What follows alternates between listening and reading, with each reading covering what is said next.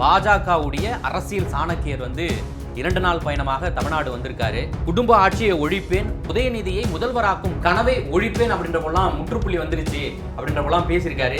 ஏதோ வந்தாரு, பேசினாரு, எல்லாரும் ஒரு உற்சாகமா இது பண்ணாங்க அப்படின்னு அத்தோட கலைஞ்சு போயிடாம அந்த உற்சாகம் களத்துல பிரதிபலிக்கும். உங்களோட பழைய தங்க நகைகளை விற்க, அடகு வச்ச தங்க நகைகளை மீட்டு நியாயமான விலைக்கு விற்க இப்பவே GNR கோல்டு ட்ரேடர்ஸ்க்கு கால் பண்ணுங்க.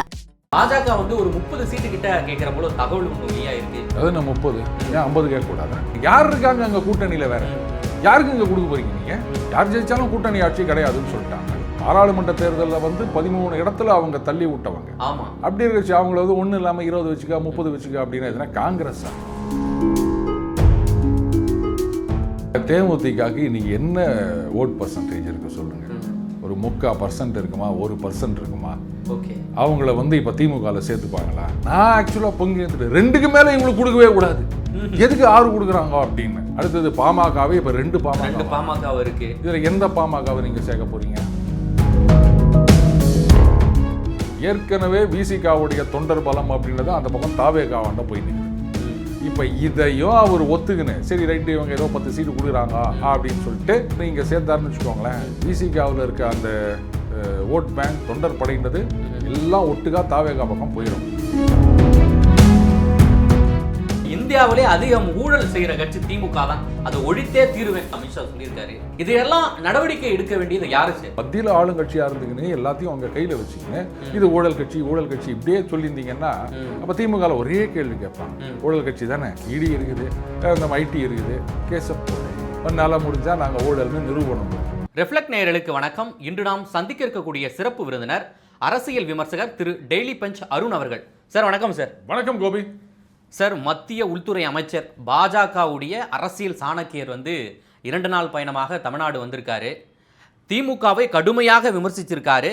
குடும்ப ஆட்சியை ஒழிப்பேன், ஸ்டாலினுடைய அந்த உதயநிதியை முதல்வராக்கும் கனவை ஒழிப்பேன் அப்படின்றப்பெல்லாம் முற்றுப்புள்ளி வந்துருச்சு அப்படின்றப்பெல்லாம் பேசியிருக்காரு.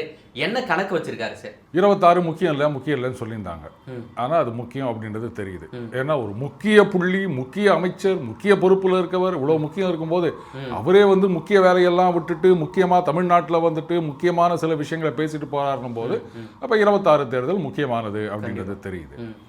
அடுத்தது அவர் பேசும்பொழுது முன்னாள் தலைவர், இந்நாள் தலைவர் அவங்களெல்லாமும் பேரை சொல்றாரு.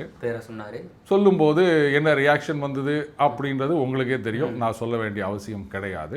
அண்ட் சில பேர் நினைக்கிற மாதிரி அவருக்கு முக்கியத்துவம் கொடுக்கப்படவில்லை, அவரை கட்டிட்டாங்க, ஒழிச்சு கட்டிட்டாங்க அப்படின்றது இப்போ இல்லாமல் போயிடுச்சு. ரைட்? அது முன்னாளா இருந்தாலும் இந்நாளா இருந்தாலும் எந்நாளும் அவர்கள் கட்சியின் உறுப்பினர்கள் அடிப்படையில் அவங்க ஒரு தொண்டர் அப்படின்றத எஸ்டாப்ளிஷ் பண்ணிட்டு போயிட்டாரா? ஸோ இதைத்தான் நான் இதில் முக்கியமாக பார்க்குறேன். அடுத்த முக்கியமான விஷயம் என்னன்னா, ஏதோ வந்தாரு, பேசினாரு, எல்லாரும் ஒரு உற்சாகமாக இது பண்ணாங்க அப்படின்னு அத்தோட கலைஞ்சு போயிடாம அந்த உற்சாகம் களத்தில் பிரதிபலிக்கணும். ஏன்னா எடப்பாடி அவர்களே மாவட்ட செயலாளர்களை பார்த்து குறப்பட்டுக்கினாரு, சரியா வேலை செய்யல அப்படின்னு. அந்த மாதிரி இருக்கக்கூடாது. அது பகுத் தூர்லாம் இல்லை, இப்போ பகுத் கிட்ட அதுக்கு மேலே எனக்கு ஹிந்தி தெரியாது. ஸோ அதை ஞாபகத்தில் வச்சுக்கின்னு இனிமேலும் அவங்க வருவாங்க, இவங்க வருவாங்க, இல்லைங்க பாயிண்ட் வரணும்னு காத்துட்ருக்கேன் அப்படின்ற மாதிரி அவங்க வருவாங்கன்னா காத்துட்ருக்காதீங்க. காத்துட்ருக்கீங்கன்னா எலெக்ஷனே முடிஞ்சு போயிடும். 29 கொண்டா நீங்கள் காத்துட்ருங்க. அதனால் இறங்கி வேலை செய்யணும், மக்கள் பிரச்சனைகளுக்கு குரல் கொடுக்கணும். குரல் கொடுக்குறதுனா சார் நான் ட்வீட் போட்டேன் சார், அது குரல் கிடையாது. கடைசி 5 வருஷத்துல பூத் வாரியா போறதை விடுங்க, எங்கெங்கெல்லாம் மக்கள் பிரச்சனை இருக்கோ அங்க குரல் கொடுக்கணும், போராட்டம் நடத்தணும். இதெல்லாம் திமுக பார்த்து கத்துக்க வேணாமா? அடுத்தது அங்கங்க அந்த வட்ட செயலாளர் இவங்கெல்லாம் இருப்பாங்க. எனக்கு தெரிஞ்சு ஒரு 21 தேர்தலுக்கு முன்னாடி வரைக்கும் நான் பார்த்துருக்கேன். அதிமுகவில் எங்கள் பகுதியில் இருந்த நிர்வாகி அப்பப்போ ஏதாவது ஒரு கூட்டம் போடுவாங்க, ஒரு 50 பேர் 100 பேர் அப்படியே வாங்க வாங்க வாங்கன்னு எல்லாத்தையும் கூப்பிட்டு போவார்னு வச்சுக்கோங்களேன். காசு கொடுத்தலாம் இல்லை, சும்மா தான். அதே மாதிரி திமுகலையும் அந்த வட்ட செயலாளர் வீட்டில் கூட்டம் நடக்கும், அந்த தெருமுனை கூட்டங்கள் அது நடக்கும். இந்த மாதிரி பண்ணாதான் நீங்கள் இருக்கீங்கன்றது தெரியும். அதை விட்டுட்டு இல்லை சார் அந்த சர்வே அப்படி சொல்லுது, இந்த சர்வே இப்படி சொல்லுது, மக்களிடம் எதிர்ப்பு இருக்கின்றது அப்படின்னா, எதிர்ப்பு இருக்குன்னா அதை யார்கிட்ட கொண்டு போய் கொட்டுறதுன்னு அவங்க யோசிக்கணும்ல. நாங்க தான் இப்போ வரைக்கும் பாஜக அதை கொண்டு போய் சேர்க்க தவறிடுச்சா? அப்போ எந்த அளவுக்கு கொண்டு போகணுமோ அந்த அளவுக்கு கொண்டு போகல. ஏன்னா திமுக ஆட்சியின் மீது எதிர்ப்பு இருக்கின்றது. இப்போ கொஞ்சம் கொஞ்சமாக வெளில வந்துட்டு இருக்கு. ஆனால் அவங்களும் வந்து திறமையாக செயல்படுகின்றார்கள். இப்போ அந்த அரசு ஊழியர் விஷயமா எடுத்துக்காங்களா, கப்புன்னு ஆஃப் பண்ணிட்டாங்க. இவங்க சொல்லலாம், அதை பாருங்க உங்ககிட்டேருந்தே காசு எடுத்து இது மாதிரி கொடுக்குறாங்க, ஓபிஎஸ் வேற இது வேற, ஓபிஎஸ்ல உங்ககிட்ட பிடிக்க மாட்டாங்க, இங்கே 10% பிடிக்கிறாங்க வருஷம் மாதம் 10% எவ்வளோங்க? ஒருத்தர் வந்து ஒரு 25,000 இனிஷியலாக 25,000 வாங்குறாரு அப்படின்னு சொன்னால் அப்போ அதில் 2,500 ரூபா போயிடுது இல்லை? 2,500 ரூபா ஒரு பெரிய காசு இல்லை. மகளிர் உரிமை திட்டமே 1000 ரூபா தான் கொடுக்குறாங்க. பொங்கலுக்கே 3000 ரூபா தான் கொடுக்குறாங்க. 5000 ரூபாலாம் கேட்டோம் நம்ம. ஆனால் சரி 5000 லட்சியம் 3000 நிச்சயம் அப்படின்னு வச்சுக்க வேண்டியது. தாமதமாக தான் அதையும் அறிவிச்சாங்க. அதுக்கு சரிங்க, நீங்கள் கேட்ட உடனே கொடுத்துட்டா அப்புறம் நீங்கள் உடனே 5000 கொடுன்னுவீங்க. அப்பா கொடுப்பாங்களா அப்படின்னு வெயிட் பண்ணி வச்சு கொடுத்தா இந்த யுக்தி எல்லாம் பயன்படுத்த 2000 ரூபா கொடுத்தாலும் எப்பா கொடுத்தாங்கப்பா அப்படின்னு வாங்கிட்டு போயிருவீங்க. அவ்வளோதான். அதனால் அவசரப்பட்டுலாம் கொடுக்கக்கூடாது. ரெண்டாவது பொங்கலுக்கு ஒன்றும் எவ்வளோ நாள் இருக்குது, அதான் டோக்கன் கொடுப்பேன். அது என்னன்னு எனக்கு ஒன்றும் புரியல. அதான் டோக்கன் கொடுக்கறது, அதுக்கப்புறம் அதை போய் வாங்குறது அப்படின்னு. பணம் தானே, டக்கு டக்குன்னு அக்கௌண்ட்டில் ட்ரான்ஸ்ஃபர் பண்ணிட்டு போயிருங்க. அந்த கரும்பு வேணும்னா அவங்க வந்து கியூவில் இருந்து வாங்கிட்டு போகிறாங்க. இதுக்கு டோக்கன் கொடுக்க ஒரு நாள், அதை போய் வாங்க ஒரு நாள். இது ஏன் சார் அவங்க ட்ரான்ஸ்ஃபர் பண்ண மாட்டாங்க நீங்கள் சொன்ன போல? அப்போ தானங்க நம்ம கட்சிக்காரங்களாம் பார்த்தீங்களா நாங்கள் கொடுக்குறோம் அப்படின்னு கிளைம் பண்ணிக்க முடியும். நீங்கள் பாட்டுக்கு அக்கௌண்ட்டில் ட்ரான்ஸ்ஃபர் பண்ணிட்டீங்கன்னா அது வேற எங்கேருந்து அது கூட பணம் வந்திருக்கும், அது வந்ததா இல்லையான்னு கூட உங்களுக்கு தெரியாது. அது எந்த கட்சி கொடுக்குது அப்படின்றது முக்கியம் இல்லை. இப்போ அங்கே போய் வாங்கினீங்கன்னா ஒரு பை கொடுக்கலாம், அதில் வந்து ஏதாவது வாசகங்கள் அதெல்லாம் இருக்கலாம். ட்ரான்ஸ்ஃபர் பண்ணும்போது அதெல்லாம் இருக்காது. சார் அது ஒரு பக்கம் இருக்கோம்னா, ஒடிசாவை கடந்து அடுத்து தமிழ்நாடு மேற்கு வங்கம் தான் எங்களுடைய டார்கெட்டு அப்படின்ற போல அமித்ஷா சொல்லியிருக்காரு. என்ன மாதிரியான யுக்திகள் வச்சிருக்காரு? ஏங்க இந்த யுக்தி எல்லாம் இப்படி போறவன் வரவெல்லாம் சொல்லிட்டு இருந்தாங்கன்னா அதுக்கு பேர் ரகசிய யுக்தி கிடையாது, புரியுதுங்களா? அதெல்லாம் ரகசியமா வச்சிருப்பாங்க, கடைசி நேரத்தில் இறக்குவாங்க. ஆனால் அந்த கடைசி நேரம் ரொம்ப தள்ளி போயிடக்கூடாது. எலெக்ஷன் முடியறதுக்கு முன்னாடி இறக்கணும். கண்டிப்பா சார். இப்போ ஒரு கருத்து கணிப்பு கூட வந்தது IDPSன்னு சொல்லிட்டு, அதில் பார்த்தீங்கன்னா அதிமுகவுக்குலாம் 3வது இடம் போயிருக்கு சார். எப்படி சார் இது? கோபி, நான் தான் எப்பவுமே சொல்லலாம், இந்த கருத்து கணிப்புகள்லாம் வந்து நான் வந்து அதெல்லாம் கன்சிடர் பண்ணுறதே கிடையாது. இன்னைக்கு இருக்கிறது வேற, இன்னைக்கு இருக்கிறது வேற. இதெல்லாம் வந்து மேலை நாடுகளில் குறிப்பாக அமெரிக்காவில் பார்த்தீங்கன்னா டகால்னு வந்து ரேட்டிங் எப்படி இருக்குது அப்படின்னு ஒன்று எடுத்து விடுவாங்க. அதுக்கு இதுக்கு சம்மந்தம் கிடையாது. சொல்ல போனால் போரிஸ் எல்ஸ்டின் அவருடைய அப்ரூவல் ரேட்டிங் வந்து 3% போச்சு. எவ்வளோ? 3%. தட் மீன்ஸ் 97% அவருக்கு எதிராக இருக்காங்க அப்படின்னு. அதுக்கப்புறம் எலெக்ஷன் வச்சாங்க, 53% ஓட்டு வாங்கி ஜெயிச்சார். இதுக்கு என்ன சொல்றீங்க? 3 எங்க இருக்குது, 53 எங்க இருக்குது? அதனால எலெக்ஷன் நேரத்தில் அங்கே மெஷினை குத்த போகும்போது என்ன யோசனை ஓடுதோ அதுதான் நிற்கும். அதனால அதிமுக 3வதுக்கு போயிடுச்சு அப்படின்னா கரெக்டு. 2000 இதை வந்து சொல்றதுக்கு சர்வே வேணாங்க. 24 தேர்தலையே எத்தனை இடத்துல அதிமுக 3வது இடத்துக்கு போச்சு நம்ம கண்டிப்பா போச்சு. கன்னியாகுமரி தென்சென்னை கூட 3வது இடத்துக்கு தான் போச்சு. அப்புறம் இதை போய் நீங்க பெருசா சொல்லிட்டு இருக்கிறீங்க. சர்வே எல்லாம் இந்த நேரத்தில் அப்படியே ஜாலியா பார்த்துட்டு போகலாம். உங்க கட்சிக்கு பாயிண்ட் அதிகமாக குத்துறாங்களா, உடனே அதை எடுத்து வச்சுக்காங்க பார்த்தீங்களா அப்படின்னு பாக்கெட்ல கூட வச்சுக்காங்க. இல்லை உங்கள் கட்சிக்கு வந்து பாயிண்ட் கம்மியாக இருக்குதா, சர்வே எல்லாம் நான் நம்ப மாட்டேங்க அப்படின்னு சொல்லிட்டு போயிருங்க. அவ்வளோதான். இதுக்கு மேலே நான் எதுவும் அதில் பார்க்குறதா இல்லை. என்ன சர்வே, சரி ரைட்டு நாங்கள் சின்சியராக தான் எடுத்தோம் சார் அப்படின்னு எல்லா சர்வேயும் சொல்லுவாங்க. வாடவர் அந்த கடைசி 2-3 நாட்களில் ஏற்படுகின்ற மாற்றம் அண்டு எலெக்ஷனுக்கு இன்னும் ஒரு 3 மாதம் 100 நாள் கிட்ட இருக்கு. ஆமாம். ஸோ அதில் வந்து ஒவ்வொரு கட்சிகளும் போடுகின்ற எஃபர்ட்ஸ் அதை பொறுத்து தானே தவிர அந்த எதிர்ப்பை வந்து யூட்டிலைஸ் பண்ணிக்கணும். அது யார் பண்ணிக்கிறாங்க? அடுத்தது நாங்கள் தான் ஆட்சிக்கு வருகின்ற கட்சி. ஏன்னா இன்னைக்கு முக்கியமாக 3 முனை இருக்குது. இன்னொரு முனையில் நாத்தாக்கா இருக்காரு. அந்த முனை வந்து மழுங்கி போயிடுச்சு. ஸோ அதெல்லாம் தாவேக்கா பக்கம் பாதி போயிட போகும். அதனால தான் நான் 3, 3.5 அப்படின்னு சொல்லுவேன். அப்போ இந்த மும்முனை அப்படின்னு சொல்லும்போது நீங்கள் வந்து 40-45 எடுக்கணும்னு கூட அவசியம் கிடையாது. எல்லாருமே இப்போ கிட்டத்தட்ட ஈக்குவல் அப்படின்னு இருந்தாங்கன்னா ஒரு 35% அப்படி இருந்தாலே போதும். அது ஒவ்வொரு கூட்டணிக்கும் ஒரு கோர் ஓட் பேங்க்னு இருக்குது. ஸோ அதை மீறி அந்த நியூட்ரல் ஓட்டர்ஸை அட்ராக்ட் பண்ணணும். அவங்க கிட்ட முக்கியமாக நாங்கள் தான் ஜெயிக்கிற கட்சின்ற இம்ப்ரெஷனை கிரியேட் பண்ணணும். அப்போ தான் எதிர்ப்பு வாக்குகள்லாம் அவங்க பக்கம் வரும். அது இல்லை அப்படின்னா அது ஆளுங்கட்சிக்கு தான் சாதகமாக இருக்கும். ஏன்னா என்ன இருந்தாலும் என்னப்பா அவங்க தப்பா வரப்போகிறாங்க இதுக்கு என்னத்துக்கு அப்படின்ற மாதிரி போயிடுவாங்க. ஸோ அந்த ஒரு இம்ப்ரெஷனை கிரியேட் பண்ணணும். அதுக்கு தான் வேலை செய்யணும்னு சொல்லுது. சார், இப்போ 2வது நாளாக மத்திய அமைச்சர் அமித்ஷா வந்து அதிமுகவுடைய மூத்த தலைவர்கள் கூட கூட்டணி பேச்சுவார்த்தையெல்லாம் நடத்திட்டு வராரு. என்ன மாதிரியா போகுது, எத்தனை சீட்டு வந்து அவங்களுக்கு ஒதுக்குவாங்க, பாஜக வந்து ஒரு 30 சீட்டு கிட்ட கேட்குற போல தகவல் ஒன்று வெளியாக இருக்கு. இதெல்லாம் எப்படி சார் போயின்னு இருக்கு? அது நான் 30 ஏன் 50 கேட்கக்கூடாதா? எனக்கு 30ன்னு இது நாள் வரைக்கும் வந்து 10ன்னு சொல்லியிருந்தாங்க. அப்புறம் ஆளாளுக்கு 20ன்னு பேச ஆரம்பிச்சாங்க. இப்போ 30 அப்படின்னு இருக்காங்க. என்ன கேட்டால் பாஜக கொஞ்சம் வெயிட் பண்ணால் அடுத்த மாதம் 40 வரும், மார்ச்சில் 50 வரும் அப்படின்னு நினைக்கிறேன். 50 சீட் தான் கேட்கணும். யார் இருக்காங்க அங்கே கூட்டணியில்? வேற யாருக்கு இங்கே கொடுக்க போறீங்க நீங்கள்? யார் ஜெயிச்சாலும் கூட்டணி ஆட்சி கிடையாதுன்னு சொல்லிட்டாங்க. சரி, அப்புறம் என்ன? அப்புறம் ஏன் சார் இன்னும் இழுத்துக்கினே போறாங்க? அப்போ சொல்ற அறிவிச்சிட வேண்டியது ஏங்க வந்து இப்போவே அறிவிச்சிங்கன்னு? அது ஒன்றும் டைம் இருக்குல்ல. இப்போ மட்டும் நான் பகுத் தூர அப்படின்னு சொல்கிறேன். இது வந்து நம்பர் ஆஃப் சீட்ஸ் அப்படின்றது கொஞ்சம் வெயிட் பண்ணி பேச வேண்டியது. அதுக்காக 30ன்றதெல்லாம் டூ லிட்டில். இது வந்து கணிசமான இடங்களில் கேட்பாங்கன்னு எனக்கும் நம்பிக்கை இருக்கு. ஏன்னா அப்படி இல்லைன்னா நீங்கள் தொண்டர்களை சாட்டிஸ்ஃபை பண்ண முடியாதுங்க. ஏன்னா பாராளுமன்ற தேர்தலில் வந்து 13 இடத்துல அவங்க தள்ளி விட்டவங்க. அப்படி இருக்கச்சு அவங்கள வந்து ஒன்றும் இல்லாமல் 20 வச்சுக்கா 30 வச்சுக்கா அப்படின்னா எதுனா காங்கிரஸா? காங்கிரஸ் தனியாக நின்று என்ன வாங்கினாங்கன்னு நமக்கு தெரியும். காங்கிரஸ் ரொம்ப குறைந்த மதிப்பிடுறீங்க போலீங்க சார். அதிகமாக மதிப்பிடுறீங்கன்னு நினைக்கிறேன் நீங்கள். இன்னைக்கு வந்து ஒரு காங்கிரஸ் இல்லாமல் திமுக ஜெயிச்சிருமா? மறுபடியும் இதை தான் சொல்கிறீங்க. காங்கிரஸ் இல்லாமல் திமுக ஜெயிக்காது. ஆனால் திமுக இல்லாமல் இல்லை அதிமுக இல்லாமல் கூட்டணி இல்லாமல் காங்கிரஸ் என்ன ஆகும்? டெபாசிட் கூட வாங்க முடியாது. அதானே உங்கள் நிலைமை. பாருங்க, சில கட்சிக்கு 1% 2% இருக்குங்க. இப்போது 117 சீட்டு மெஜாரிட்டி அப்படின்னா நீங்கள் 115 ஜெயிக்கிறீங்க. அதை ஒருத்தர் 2 சீட்டு வச்சுக்கிறாரு.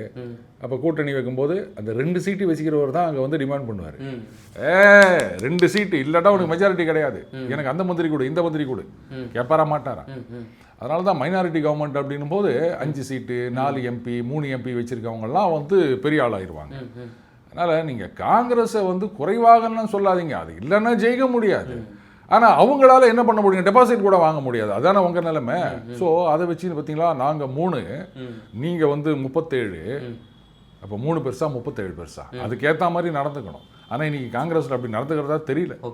அதாவது பஞ்சிங் அபவ் தேர் வெயிட் அப்படின்னு சொல்லுவாங்க. அந்த மாதிரி ஆட்சியில் பங்கு வேணும் அப்படின்னு இப்போ நிறைய பேர் கேட்க ஆரம்பிச்சிட்டாங்க. அதற்கான நேரம் வந்து விட்டது அப்படின்றலாம் சொல்லி. ஆமா, not just seats but also share in government அப்படின்னு சொல்லியிருக்காரு. அவர் கேட்கறது நியாயம்தான். ஏன் மத்தியில் நான் மட்டும் நீங்கள் போயிட்டு உக்காந்து எங்களுக்கு இந்த போர்ட்ஃபோலியோ கூட அதை கூட அப்படின்னு கேட்டு வாங்கிட்டு வரீங்கல்ல. ஆனால் இங்கே மைனாரிட்டி கவர்மெண்ட்டு காங்கிரஸ் சப்போர்ட்டோட ஆட்சியில் இருந்தாங்க. ஆனால் நீங்கள் அவங்களுக்கு பங்கு கொடுக்க மாட்டோம்னு சொன்னால் இது ரொம்ப ஓவரா இல்லையா? சரி, ஆட்சியில் பங்கு கொடுக்க முடியாது, அப்போ கட்டி விட்டுருங்க. காங்கிரஸ் வேணாம் தள்ளுவீங்களா?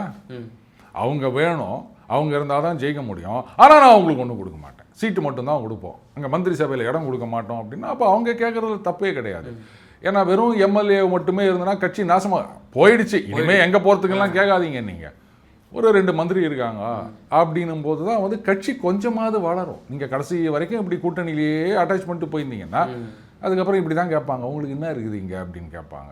சரி, என்டிஏ கூட்டணியில் அமைச்சர்கள் பகிர்வா வாய்ப்பு இருக்கா சார்? முதல்ல அந்த சீட் எல்லாம் முடிவாகட்டும். இங்கே வந்து அதிமுகவில் அதெல்லாம் கிடையவே கிடையாதுன்னு சொல்லிட்டாங்க. அந்த விஷயத்தில் திமுக அதிமுக 2 பேரும் அப்படியே ஒன்று. அதுதான் என்னோட கேள்வி. ஏன் தமிழ்நாட்டில் மட்டும் இந்த 2 திராவிட கட்சிகளும் கூட்டணி அமைச்சரவைக்கு ஒத்து வர மாட்டாங்க? என்ன காரணம்? இது 2 மத்தியில் மட்டும் நீங்கள் வந்து அமைச்சரவை வாங்கிப்பீங்களா, இங்கே மட்டும் ஏன் கொடுக்க மாட்டீங்க? இது என்ன நியாயம் எனக்கு சொல்லுங்கள். கேட்டால் உடனே சொல்லுங்கள் மத்தியில் கூட்டாட்சி மாநிலத்தில் சுயாட்சி. அதுக்கு இதுக்கு என்ன சம்பந்தம் தெரியல. நாங்கள் கொடுக்க மாட்டோம். ஏன்னா வேற யாரும் இங்கே வந்துடக்கூடாதுன்னு. மத்தியில் பார்த்தீங்கன்னா பல கட்சிகள் பல மாநிலங்களில், ஒரு சில கட்சிகள் ஒரு மாநிலங்களில் அப்படி இருக்கு. இங்கே வந்து திமுக அதிமுக நாங்கள் 2 பேர் தான் ஆட்சியில் பங்கு கொடுத்துட்டு. நான் முதல்ல சொன்னேன்ல 2 மந்திரி வந்தால் தான் கட்சி வளரும் அப்படின்னு. மந்திரி கொடுத்தா அந்த கூட்டணி இருக்க கட்சியெல்லாம் வளர்ந்துட்டுச்சுன்னா அப்புறம் என்ன ஆகும்? நாளைக்கு அதிகமாக சீட்டு கேட்பாங்க, இன்னும் 2 எக்ஸ்ட்ரா மந்திரி சபை கேட்பாங்க, அப்புறம் நம்ம டம்மி ஆயிடுவோம். அவங்கள வளரவே விடக்கூடாது. இதுதான் திமுக அதிமுக கூட்டணி ஆட்சி கிடையாதுன்னு சொல்கிறதுக்கு ஒரே காரணம். மந்திரி பதவி கொடுத்து அவங்கள பழக்கப்படுத்திட்டோம்னு சொன்னால் அதுக்கப்புறம் கட்சியை வளர்க்க ஆரம்பிச்சிருவாங்க. அப்புறம் நம்ம பொசிஷன் டான்ஸ் ஆடும். இதில் தான் அவங்க ஒத்துமையாக இருக்காங்க. சார், தொடர்ந்து அமித்ஷா வந்து கூட்டணியை வந்து இணைக்க பல்வேறு முயற்சிகள் எடுத்து வராரு. ஆனால் இதற்கு முன்பாக என்டிஏ கூட்டணியில் இருந்த கட்சிகளை இப்போ இணையாமலே இருக்காங்களே. தேமுதிக வந்து இன்னைக்கு அந்த ஒரு பொதுக்கூட்டத்தை, மாவட்ட செயலாளர் பொதுக்கூட்டத்தை ஆரம்பிச்சு யார் கூட கூட்டணி வைக்கணும் அப்படின்ற போல ஒரு கடுதாசி போடுற கூட்டம் நடத்திருக்காங்க. அதே போல பாமக ஒரு பக்கம் இருக்கு. இதெல்லாம் எப்படி சார் பாக்குறீங்க? இதெல்லாம் இணையுமா? கோபி, என்டிஏல இதுக்கு முன்னாடி இருந்த கூட்டணி கட்சிகள் இப்ப கூட்டணி இல்லை அப்படின்னு சொல்றீங்க. அந்த கட்சிகளே இல்லைன்னு நான் சொல்றேன். அப்புறம் எதன் அடிப்படையில் வந்து கூட்டணியில சேருவாங்க, ஒன்னும் இருக்காங்க கூட்டணியில சேருவாங்களே அப்படின்னு பாருங்க. தேமுதிகக்கு இன்னைக்கு என்ன ஓட் பர்சன்டேஜ் இருக்கு சொல்லுங்க? ஒரு 3% இருக்குமா, 1% இருக்குமா? ஓகே, அவங்கள வந்து இப்ப திமுகவில் சேர்த்துப்பாங்களா? அவங்களுக்கு வேற போக்கிடம் கிடையாது. ஏன்னா அங்கேயே இப்ப எல்லாரும் அதிகமா டிமாண்ட் பண்ணுறாங்க. இப்ப இவங்க வேற போயிட்டு அதுவும் 6 சீட்டு 5 சீட்டுன்னு அப்படியே பொங்கி எழுந்துடுறாங்க. நான் ஆக்சுவலாக பொங்கி எடுத்துட்டு 2க்கு மேலே இவங்களுக்கு கொடுக்கவே கூடாது, எதுக்கு 6 கொடுக்குறாங்க அப்படின்னு. அவங்க ஒன்றும் எனக்கு 20 கொடுங்க அப்படின்னு ஆரம்பிப்பாங்க. அதான் நடக்கிற காரியமா?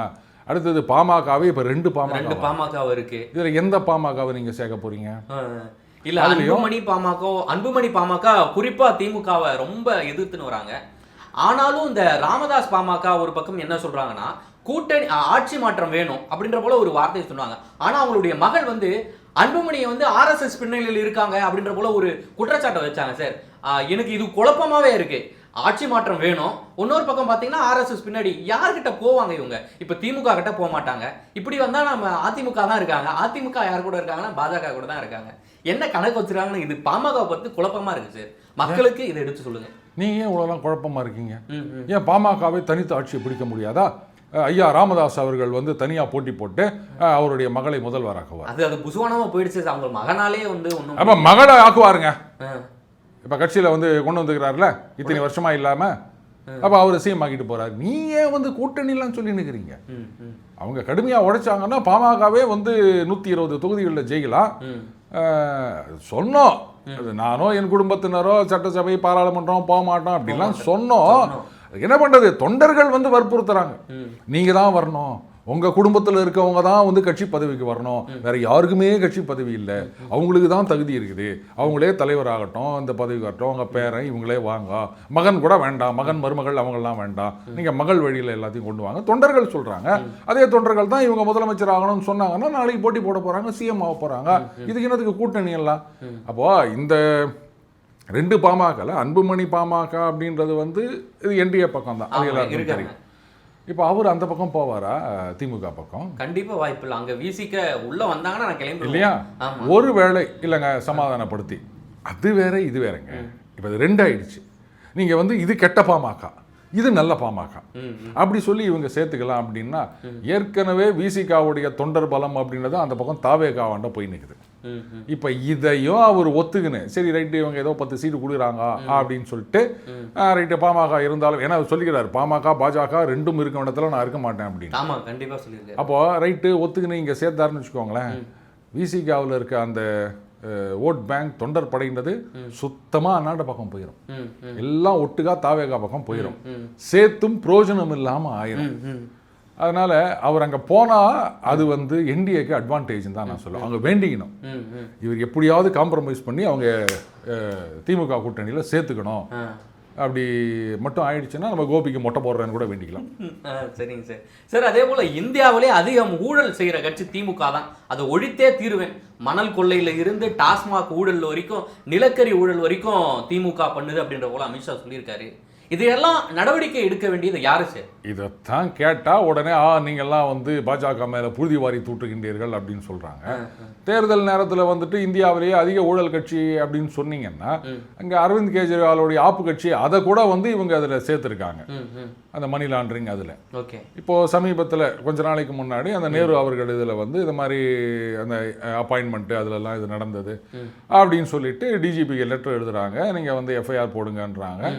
இதுக்கு முன்னாடி எடுத்த சில நடவடிக்கைகள் ரெய்டுகள் ஒன்றும் காணாம, அப்புறம் நீங்க வந்து வெறும் தேர்தல் நேரத்தில் மட்டும் ஊழல் கட்சின்னு சொல்லிட்டு போனா சரிங்க, ஊழல் கட்சிங்க. அதுதான் சார் என்னுடைய கேள்வி, ஏன் எடுக்க மாட்டாங்க? உங்ககிட்ட தானே இடி சிபிஐ எல்லாமே இருக்கு. அதுதான் என்னுடைய மக்களுடைய கேள்வி, அதான் இருக்கு. அதுதான் இதுக்கு அவங்க என்ன பதில் சொல்ல போறாங்கன்னு தெரியல, அது அவங்க புரிஞ்சுக்கினாதாவும் தெரியல. இப்போ காங்கிரஸ்னு வச்சுக்காங்க, அவங்க சொல்லலாம் இவங்க தமிழ்நாட்டில் இல்லை வேற இதில் அவங்க பாஜகவை பற்றி சொல்லலாம், நீ என்ன நடவடிக்கை எடுத்தனா டேய் நான் எதிர்கட்சிடா நான் எப்படா நடவடிக்கை எடுக்க முடியும் அப்படின்னு அவங்க சொன்னால் நியாயம் இருக்குது. ஆனால் ஆளுங்கட்சியாக இருந்துக்கின்னு, அதுவும் மத்தியில் ஆளுங்கட்சியாக இருந்துக்கின்னு எல்லாத்தையும் அவங்க கையில் வச்சுக்கின்னு இது ஊழல் கட்சி இப்படியே சொல்லியிருந்தீங்கன்னா அப்போ திமுகவில் ஒரே கேள்வி கேட்பாங்க, ஊழல் கட்சி தானே, ஈடிக்குது இல்லை, சிபிஐ அது இங்கே வந்து ஆட்டோமேட்டிக் பர்மிஷன் கிடையாது, இடி இருக்குது, நம்ம ஐடி இருக்குது, மற்ற நிறுவனங்கள்லாம் இருக்குது, கேசப்போடு நல்லா முடிஞ்சா நாங்கள் ஊழல்னு நிரூபணம் பண்ணிட்டுப்போம், அதை விட்டுட்டு சும்மா பேசின்னு போறியான்னு கேட்டால் என்ன பதில் சொல்லுவாங்க? அதனால ஒன்று நடவடிக்கை எடுக்கணும், அப்படி இல்லையா இந்த மாதிரி பேசுறத நிறுத்தணும். ஏதாவது ஒரு ஒரு ஒரு இஷ்யூ ஒரு நேச்சுரல் டிசாஸ்டர் ஓகே இல்லை ஏதோ ஒரு கலவரம் அந்த மாதிரி இல்லை ஒரு பெரிய போராட்டம் நடக்கின்றது அப்படின்னா அப்போ மத்திய அரசாங்கம் ஆலோசனை கொடுக்கலாம். மற்றபடி சட்டம் ஒழுங்கு இது மாதிரி இருக்குது அப்படின்னு அட்வைஸ்லாம் கொடுத்தா இவங்களும் ஏற்றுக்க மாட்டாங்க. அது வெறும் அட்வைஸ் தான். நான் இப்போ உங்களுக்கு அட்வைஸ் கொடுத்தா நீங்கள் ஏற்றுக்க போகிறீங்கன்னா தூக்கி போட்டு போயிட போகிறீங்களே, அந்த மாதிரி தான். அடுத்தது எலெக்ஷனுக்கு இன்னும் கொஞ்சம் காலம் தான் இருக்குது அப்படின்றதுனால நீங்கள்லாம் எதிர்பார்க்குற மாதிரி அந்த 356 அதெல்லாமும் வேலைக்கு ஆகாது. பட் சட்டம் ஒழுங்கு அப்படின்ற ஒரு சீரியஸ் இஷ்யூ. இந்த ஊழல் அந்த விஷயம்லாம் கூட ஒரு இதுவே கிடையாது மக்களை பொறுத்த வரைக்கும். ஏன்னா அவன் எல்லாம் ஊழல் தாங்க, எவன் யோகி அப்படி தான் நம்ம நினச்சிட்டு இருக்கோம். அடுத்தது விலைவாசி அப்படின்றது சீசனல், அப்படி ஏறும் இறங்கும். அந்த வெங்காய விலை ஏறிச்சு, அதை வந்து ஒரு வெஸ்டர்ன் இன்ட்ரெஸ்ட் எல்லாமா சேர்ந்து ஹைப்பை இது பண்ணி. ரெண்டாவது அப்போ பாஜகவுடைய பெர்ஃபார்மன்ஸும் லேக்லஸ்டராக இருந்தது. ஸோ வெங்காயம் மட்டுமே ஒரு காரணம் கிடையாது, அது ஒரு ட்ரிகர் பாயிண்ட்னு வச்சுக்கலாம். ஓகே, அங்கே கவுத்தாங்க. பட்டு விலைவாசி ஏறும் இறங்குன்றதுனால அதுவும் வந்து ஒரு விஷயம் கிடையாது. ஆனால் சட்டம் ஒழுங்கு தான் வந்து ரொம்ப சீரியஸுங்க. ஒன்றும் வேணாம், நீங்கள் சென்னையில் சுற்றிட்டு இருக்கீங்க, திருநெல்வேலியில் ஒரு சம்பவம் நடக்குது அப்படின்னாலும் இங்கே வீல்னு அடி வயிற்றுல பயம் வரும். இப்படிலாம் இருக்குது, என்ன பண்ணுறது அப்படின்னு. அதுவும் அந்த பசங்களை பெற்ற அப்பா அம்மா அப்படின்னும் போது ஐயோ பையனை வீட்டு வேலைக்கு அமிச்சிட்டு உட்காந்துருக்கிறமே, அவன் திரும்பி வர வரைக்கும் என்ன ஆகுறது பையனுக்காக. நம்ம தனியாக வீட்டில் இருக்கிறமே நமக்கு என்ன ஆகுறது. இது எங்கேயோ கன்னியாகுமரியில் மூலையில் நடந்திருக்கும். இங்கே இந்த கோடியில் சென்னையில் இருக்க ஒருத்தர் பயந்துட்டு இருப்பார். ஸோ சட்டம் ஒழுங்கு ரொம்ப ரொம்ப முக்கியமான விஷயம். ஆனால் அது வெறும் மேடைகளில் பேசுறதோட நிறுத்திங்கன்னா சரி விடுங்க, இதுக்கு மேலே நான் எதுவும் சொல்கிறதா இல்லை. ஓகே சார், மிக்க நன்றி சார். நேரில் வந்து பல்வேறு தகவலை பகிர்ந்தமைக்கு நன்றி கோபி.